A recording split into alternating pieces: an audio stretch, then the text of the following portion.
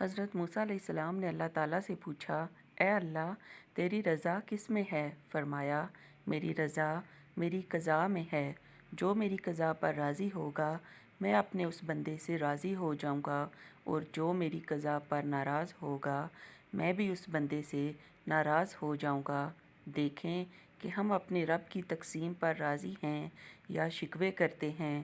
کچھ لوگوں نے حضرت موسیٰ سے پوچھا کہ ہمیں کیسے پتہ چلے گا کہ اللہ تعالیٰ ہم سے راضی ہیں؟ فرمایا، میں کوہ طور پر جاؤں گا اور اللہ رب العزت سے پوچھوں گا۔ چنانچہ جب کوہ طور پر تشریف لے گئے تو عرض کیا، اے پروردگار، آپ کے بندے یہ بات پوچھ رہے ہیں۔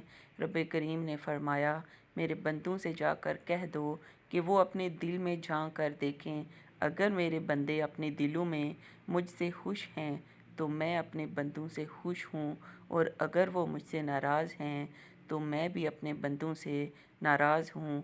تو دل میں دیکھیں کہ اس میں اللہ تعالیٰ کے شکوے ہیں یا اللہ تعالیٰ کی محبت ہے۔ ہمیں چاہیے کہ ہم اپنے دل میں اللہ رب العزت سے راضی رہیں۔